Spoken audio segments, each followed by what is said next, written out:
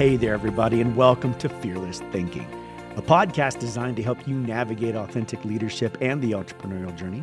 I'm your host, Michael Devous, and these are my thoughts, lessons, and insights from my entrepreneurial journey into coaching, workshops, motivational speaking, and of course, what I picked up from interviews with inspiring leaders and entrepreneurs along the way. My mission is to help people unlock their untapped potential by using fear as a catalyst for powerful change and growth, so they can step into the greatest version of their most authentic selves. All right, let's get into some fearless thinking.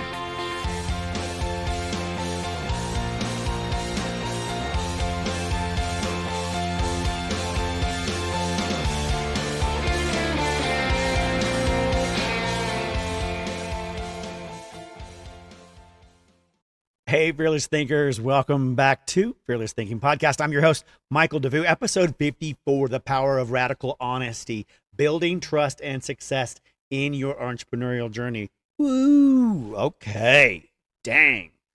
We're going to get real, I guess. We're going to talk about the power of radical honesty in entrepreneurship and in life, I suppose. You know, the leveling lie. How many times have you heard someone say, let me be honest with you? It's like a verbal red flag, isn't it?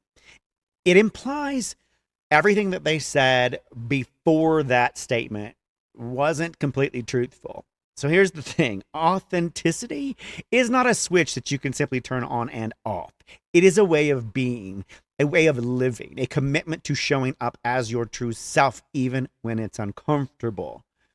I mean, that takes some bold action. You got to really know yourself, and you got to really know who you are to be able to do that. Honesty can be a competitive advantage. Now, I want to say, you know, for me, brutal honesty and authenticity started when I was 14. Actually, probably started earlier than that, but I stood in front of a mirror that particular day, having been bullied for the umpteenth time that particular week. I had a very, very, very difficult, challenging junior high, middle school, junior high time period with a lot of aggressive and cruel bullies. And it, you know, my brain couldn't grasp why they hated me. I mean, 12, 11, 10, 14, whatever. Like, how could I have done anything in this world at that point to make you hate me? Honestly, and kids are just cruel. They can be. I don't think they really know you well enough to know whether or not they hate you. It's just something they all get in on. Everybody just gets their jollies or whatever and enjoys beating on and picking on somebody for whatever the reason is. And that's typically, I'm sure, because they have their own insecurities. But you know, when you're the one being beaten up, you don't see that. You don't know that. But I will say that I stood in front of that mirror, bruised and bloodied, staring at myself in front of the mirror and saying to myself, you know, I'll be damned if I'm gonna live a lie. I'll be damned if I'm gonna not live my truth. If they're gonna hate me for me being me, then I'm gonna live my truth 100%. You're gonna hate me, then you're gonna hate me for all of who I am. I'm not hiding any of it anymore. I'm not pretending to be something for you and something for somebody else and something for somebody else. I'm not pretending to do none of that.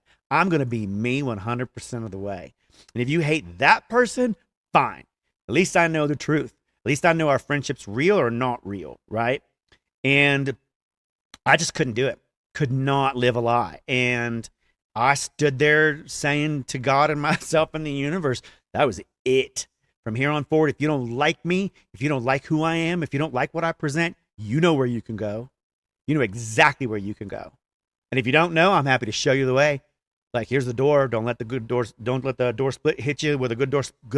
Don't let the door hit you where the good Lord split you. That's what they used to say.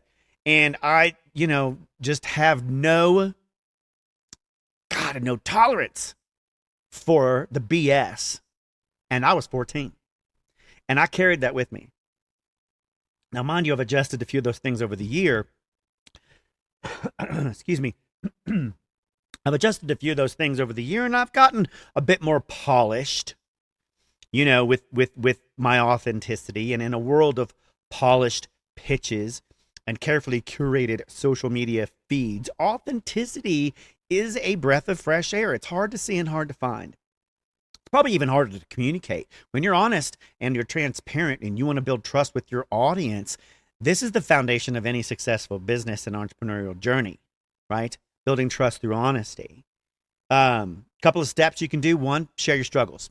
It's what I do. It's what I share. I share other people's struggles. They come on the show and talk about it. I share my own struggles here. Do not be afraid to talk about the challenges that you have faced.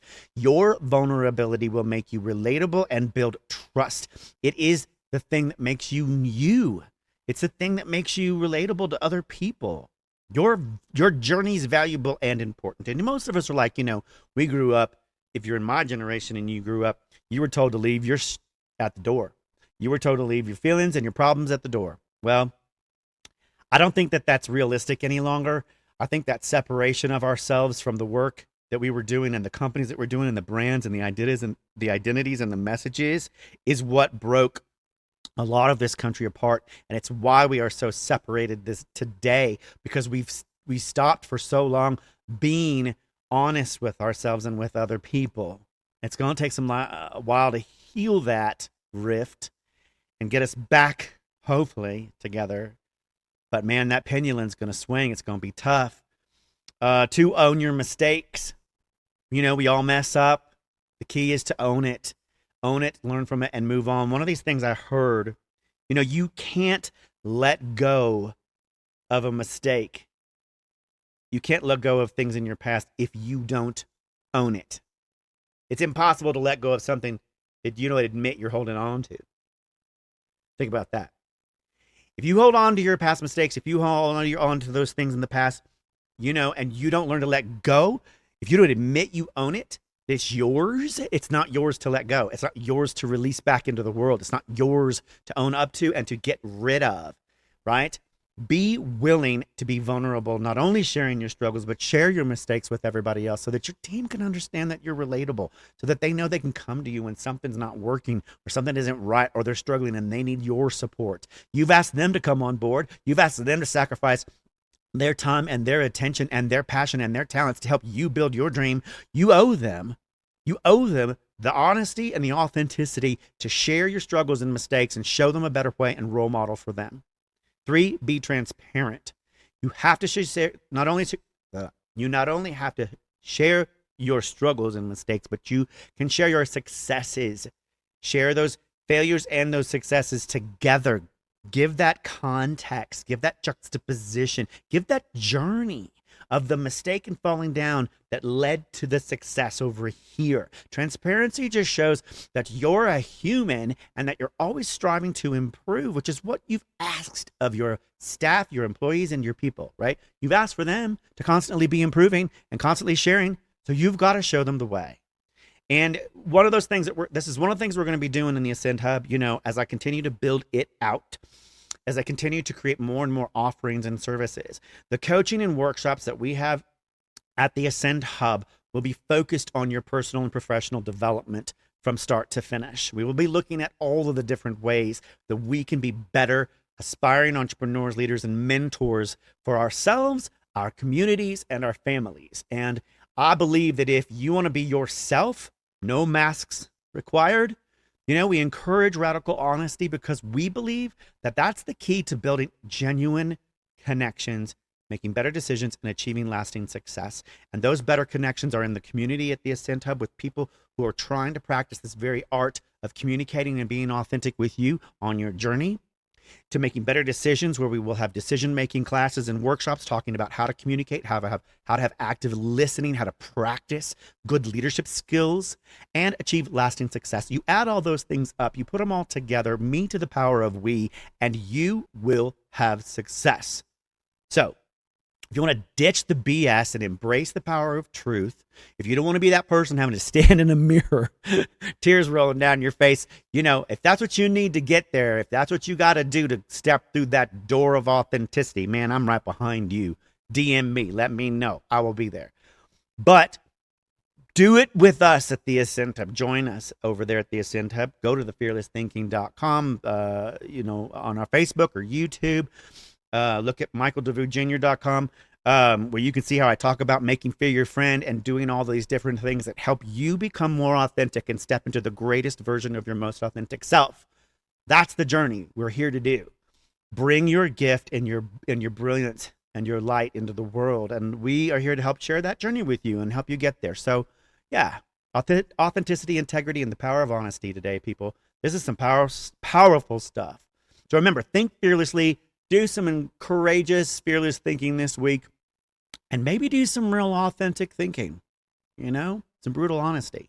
Ask yourself if you're in a place and a space surrounded by people that believe that that's what you should be bringing to the table. Do they appreciate your authenticity and your brilliance? And if not, come over to the Ascent Hub. We'll love you, we'll support you, and we'll get you there. Okay, you guys have an incredible week, and I will talk to you later. Bye.